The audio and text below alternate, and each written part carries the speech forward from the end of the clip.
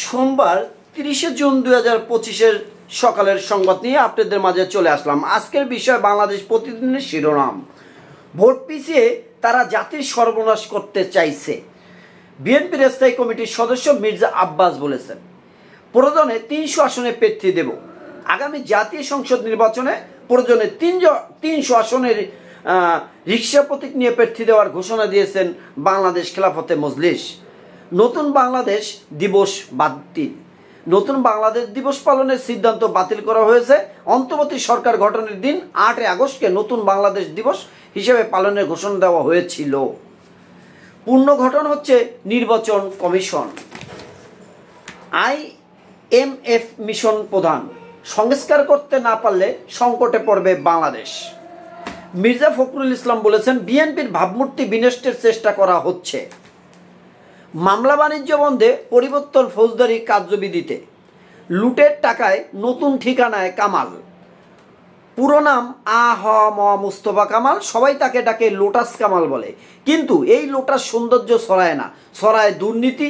এই পদ্ম মানুষকে আনন্দ দেয় না, জনগণের সম্পদ লুণ্ঠন করে। এই পদ্ম চোখ জুড়ায় না, আতঙ্ক ছড়ায়। লোটাস কামাল শেখ হাসিনার ঘনিষ্ঠ এক স্বীকৃতি লুটেরা। আওয়ামী লীগ সরকারের 15 বছরের শাসনামলে তিনি পরিকল্পনা মন্ত্রী ছিলেন। এই দেশটা কি সবার? বিচারকদের শ্রীলঙ্কা বিধিমালা গ্রহণের সেই আদেশ স্থগিত।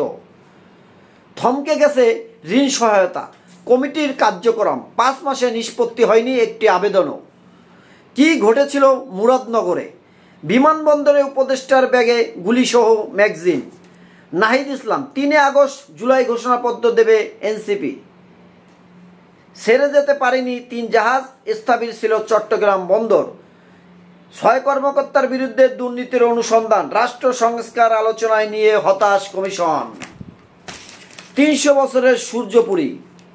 ভারতের সমাজতন্ত্র ধর্মনিরপেক্ষতা বাদ দেওয়ার দাবি। ভারতে আরও 9 পণ্যের নিষেধাজ্ঞা, উদ্বিগ্ন ব্যবসায়ীরা। রাজধানীতে পানির ট্যাঙ্কি বিস্ফোরণ, শিশুসহ দগ্ন 4। কর্মসংস্থান স্থল থেকে উধাও 14 পুলিশ কর্মকর্তা বরখাস্ত। কর্মস্থল থেকে উধাও 14 পুলিশ কর্মকর্তা বরখাস্ত। ক্যান্টিন পরিচালনা নিয়ে মারামারি পর প্রতিবাদ বিক্ষোভ। ডেঙ্গু কেড়ে নিল নববধূর প্রাণ। করোনায় আরও 13 জন আক্রান্ত। রাস্তায় পলিথিন মোড়ানো অন্তঃসত্ত্বা। নিখোঁজের 3 দিন পর শিক্ষার্থীর লাশ। ইউপি সদস্যকে কুপিয়ে হত্যা। কারে অটোরিকশার ধাক্কা, বাকবিতণ্ডায় পুলিশকে লক্ষ্য করে গুলি।